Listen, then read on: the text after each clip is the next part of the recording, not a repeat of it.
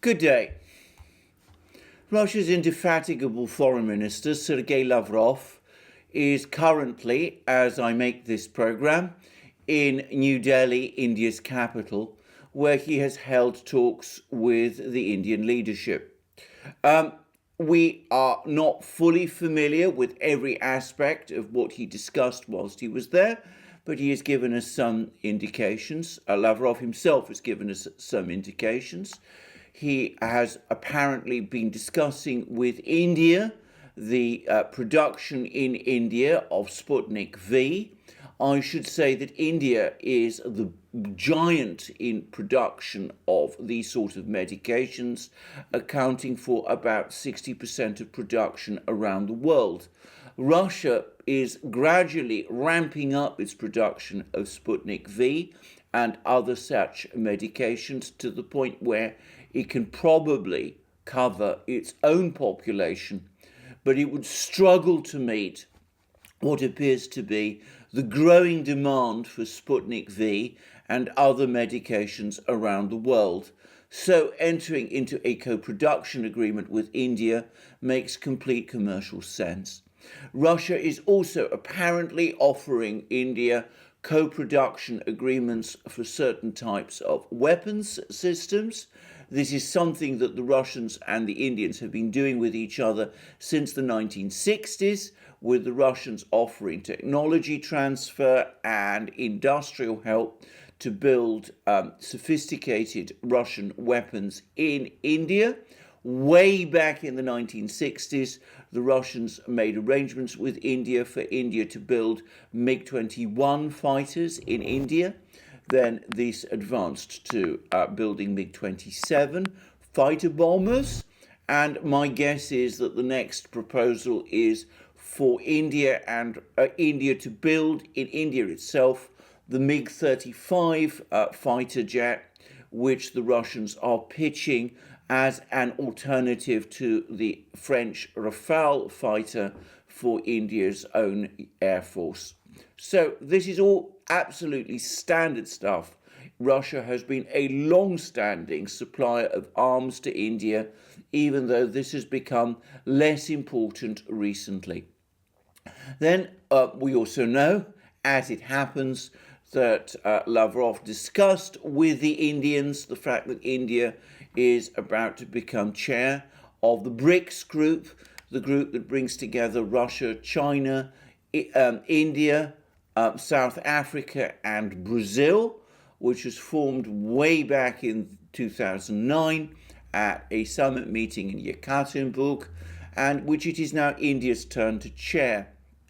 The BRICS group was gaining an enormous amount of attention a few years ago, but following the change of governments in India with the election of Narendra Modi in 2014, and in Brazil with the election there of President Bolsonaro, it has become quietly relegated in importance, with the Russians and the Chinese forging ahead with their bilateral relationship and the BRICS group itself falling to some extent by the wayside. Having said that, formally it still exists and the Indians are still involved in it, and for various reasons which we shall discuss in a moment, it looks as if the Russians and the Indians might be minded to revive it. Another important person that Lavrov met whilst in New Delhi was, by the way, his own old sparring partner from the times of the Obama administration, no less a person than John Kerry, who used to be Obama's Secretary of State, but who is now climate czar in Joe Biden's administration, or at least in the Biden-Harris administration, as we are now apparently required to call it. Apparently the two met in a corridor of the hotel in New Delhi where they were both staying, and it seems they went off to a room and they discussed climate matters with each other. My guess, by the way, is that climate was not the only issue that was discussed. We learned from other Russian officials that the Russians have been interacting intensively with the US about Ukraine over recent days, and that discussions are happening about Ukraine all the time. And I would be personally astonished if the topic of Ukraine was not brought up in these talks between Lavrov and Kerry, which took place seemingly by accident in New Delhi. Having said that, it's important to say that it is, of course, India that Lavrov is visiting. His major interactions were with the Indian leadership. And it is that issue that I will propose to focus on further in this program, because, of course, India is today very much the subject of discussion, both in the United States and in China and in Russia, as many people ask, where is India going? Is India, as many think, drifting into an ever closer alliance with Washington? Is it the case that India is forging what is in effect an anti-Chinese alliance with the US? And is it distancing itself from its erstwhile BRICS partners, Russia and China? Now, I think before I discuss this further, that a little history is perhaps necessary here. Firstly, Indian-Chinese relations are extremely fraught. There was a major clash on the border a few weeks ago, between Chinese and Indian troops. There's recently, subsequent to that clash, been a pullback of Chinese and Indian troops, and there's been attempts to normalize the question of the border, but the border remains between India and China a fraught issue. If you look on YouTube, you can find some extraordinarily vivid footage of those clashes and of arguments between Indian and Chinese soldiers on the Himalayas as they negotiate and at the same time as they stand off against each other. It's extraordinarily vivid and dramatic footage, and we know that both Indian and Chinese soldiers died as a result of those clashes. These clashes between India and China on the border go back many years. And here again, some history is needed. The first thing to say is that after India became independent in 1948, and after China established the People's Republic in 1949, there was a period of roughly a decade when relations between China and India became extremely close. The then Chinese Prime Minister, Zhou Enlai, and the then Indian Prime Minister, Jawaharlal Pandit Nehru, became close friends, or so it seemed, and they were together co-founders of what became the non-aligned movement at a summit meeting that happened in the Indonesian city of Bandung in 1955. Indeed, it seemed for a time that China and India would jointly lead the non-aligned movement. However, things then began to deteriorate sharply in the 1960s. There was the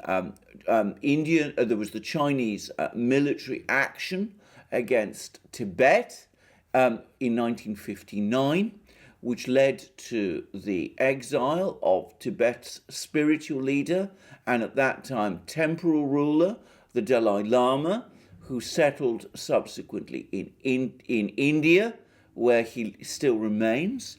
And then there were escalating border clashes, which led in 1962 to a short-lived but extremely bitter war, over the course of which India was comprehensively defeated, with China being left in control of large areas of territory, which before 1962 had been controlled by India and which are still claimed by India as part of its territory.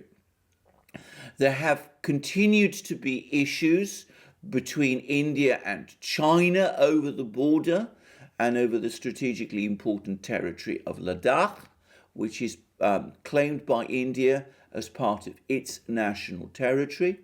And of course, there is also a long history subsequently of extreme tension between China and India over Kashmir and over China's ever deepening alliance with India's perennial enemy, Pakistan, which was forged by China in part to counter the perceived hostility of India.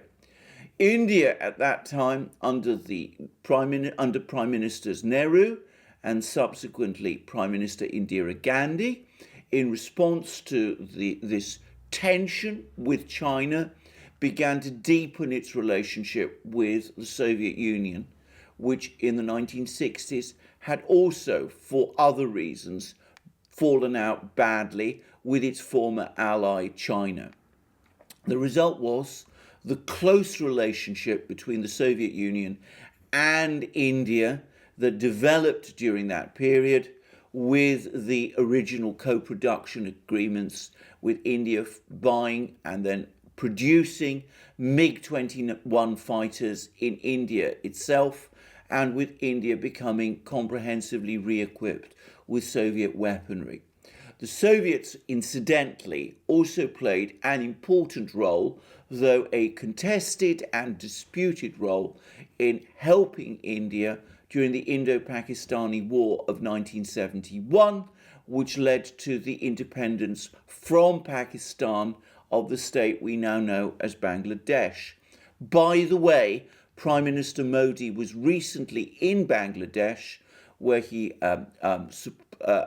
confirmed India's long-standing support for Bangladesh and spoke of his own time as an activist supporting Bangladesh's independence from Pakistan, and mentioned the fact that he had been briefly arrested during the period when he was involved in all that activism all that long time ago. So we have a complex relationship in which India, from a period of deep friendship with China in the 1950s, became an enemy, an adversary of China in the 1960s and early 1970s, when China in turn forged an alliance with Pakistan, and when India, in response to all these moves, in turn also forged a very close relationship, practically an alliance, in fact, with the Soviet Union to counter India. So this is a complex and very fraught relationship, and it remains so to this day. Now, obviously, things have improved greatly between India and China since the mid-1970s. And in fact, as we have seen, the two countries work together closely in the BRICS group. But it is also the case that the situation on the border between India and China has never fully settled. Tensions remain, clashes still take place, as we have seen, and India considers the relationship between China and Pakistan to be one that is, I'm using measured language now, contrary to its interests. One consequence has been that India, despite being a BRICS partner of China, has looked with suspicion upon China's Belt and Road program and has basically declined to participate in it, even as Pakistan, which remains closely allied to China, has participated in it enthusiastically. So we have this long history of tensions between India and China, and that, to a great extent, governs India's external relations. Now, when discussing India's external relations, I'm going to express a problem which I personally have, which is that the Indians themselves talk about these very little and rarely provide deep explanations for their motives. If you go to the Indian media, as I do occasionally, newspapers like the Times of India or the Hindustan Times or whichever, what you discover is a media, an Indian media, that is overwhelmingly focused on Indian domestic and domestic politics and India's own economy and society. Foreign policy very rarely features in coverage in the Indian printed media. It may be different in terms of Indian television, but I have no access to that. There is a very interesting and important blog by M.S. Bhadrakumar, who is a former Indian diplomat, but he does not seem to be in favour with the Modi government and seems to be more aligned with Congress. That's the party that forms the opposition to Modi, and I'm not sure how influential he is. His comments are often full of insight, and he's often critical of steps that Modi is taking, though it's important to say that he seems to me to be very loyal to India. But overall, it's difficult to judge Indian policies, foreign policy, from what Bhadrakumar says. So it's not easy to get a clear picture of what India is thinking. And if you go to the Indian Foreign Ministry website, as I regularly do, it's also the case that there too, it's not always easy to get a very clear picture of what the Indians think or are up to.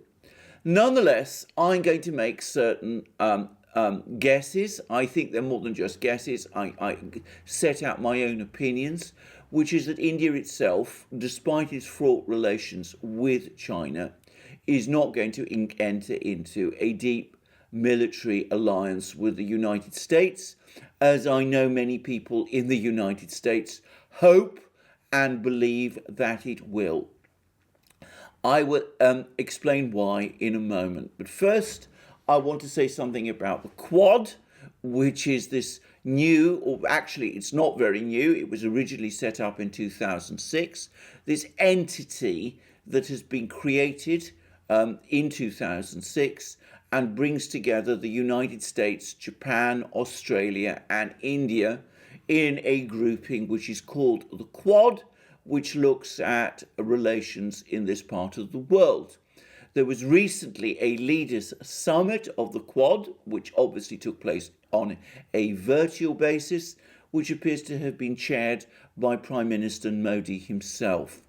And I know that there are many people, both in the United States and some in China, which see the Quad as in effect an embryo alliance to contain China.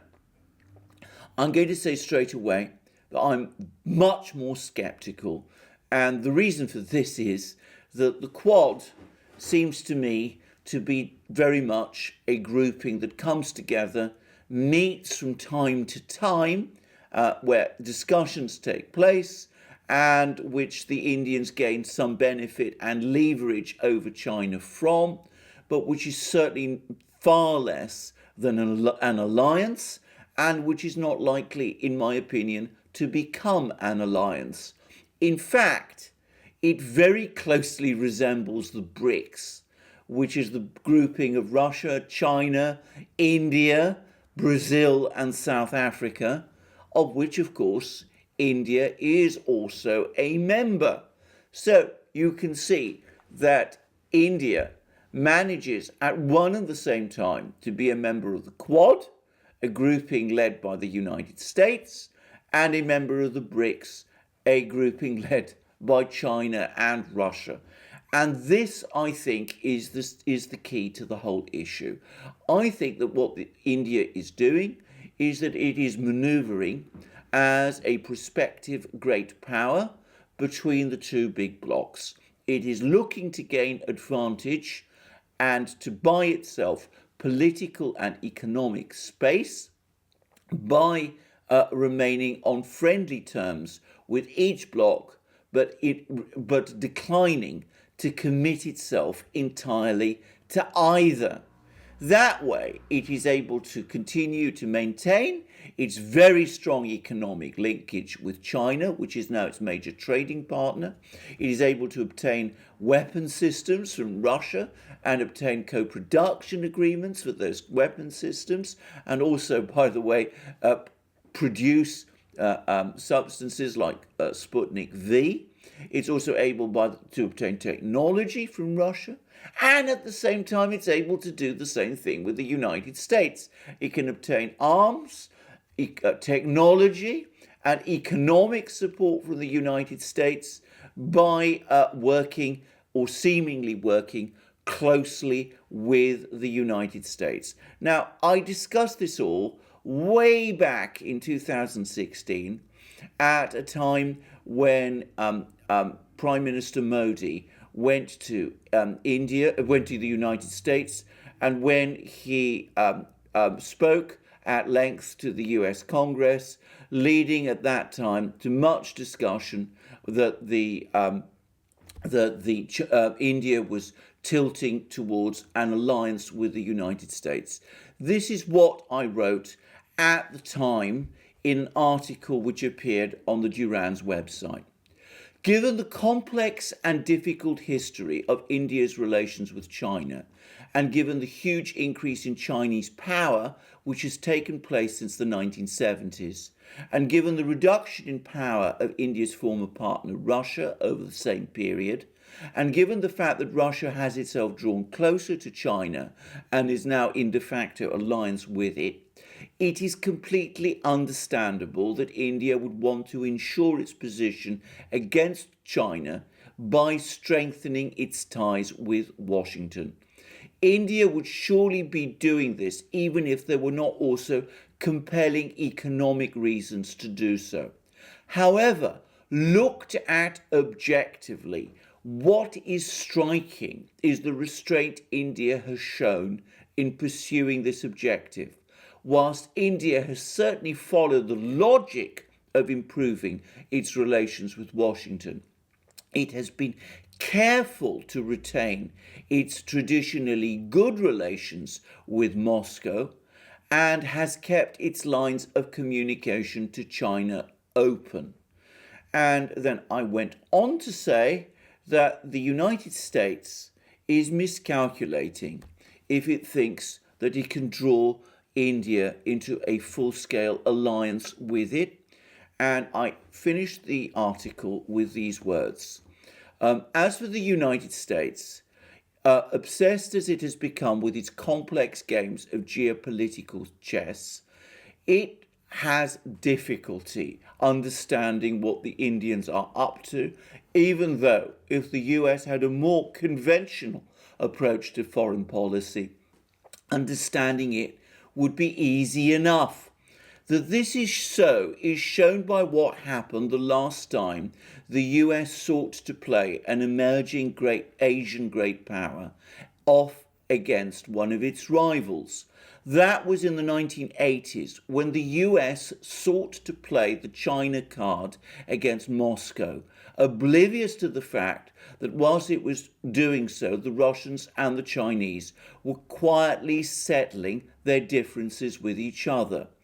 In the process, the US made a string of unilateral concessions to win over China, just as they are doing with India now, including the fatal one of opening up US markets to Chinese goods.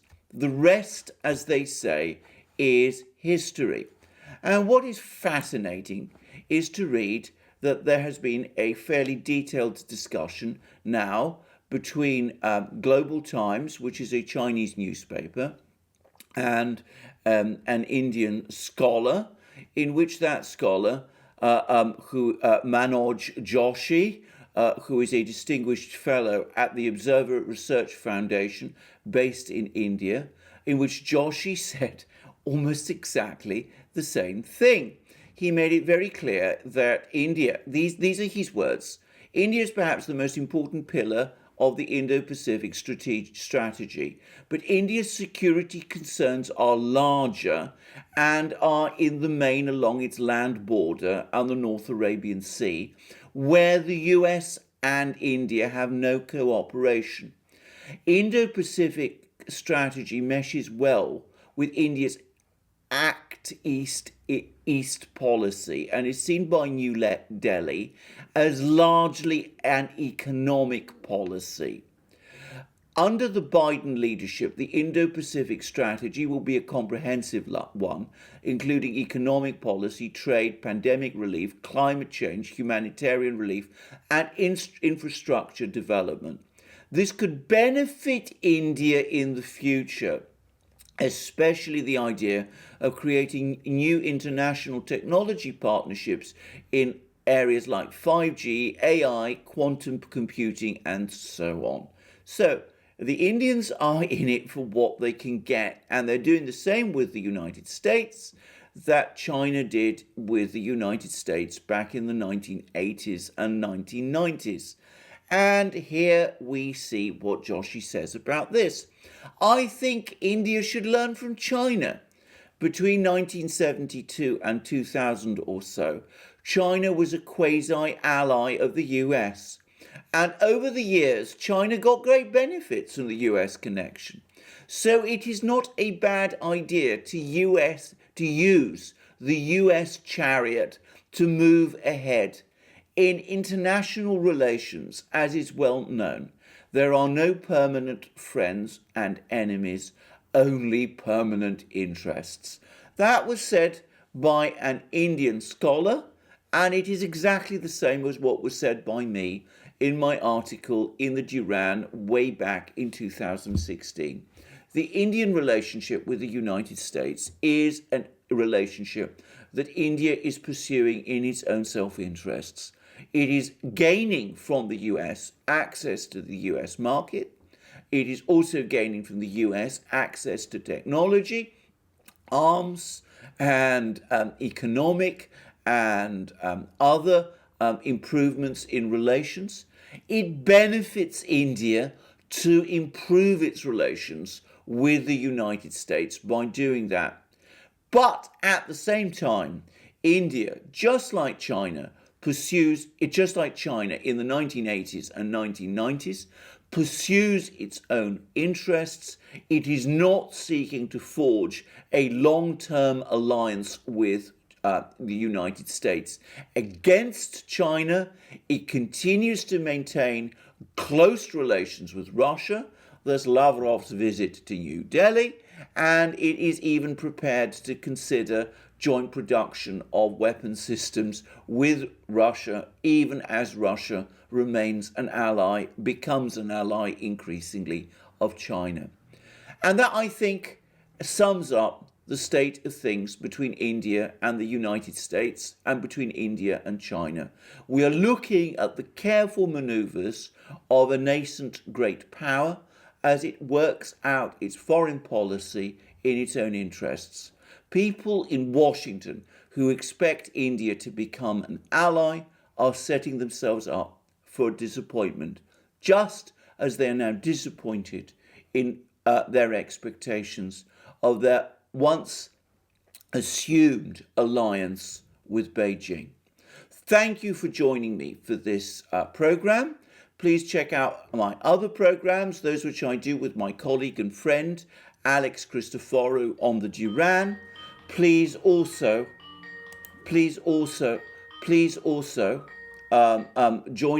check out Alex's channel.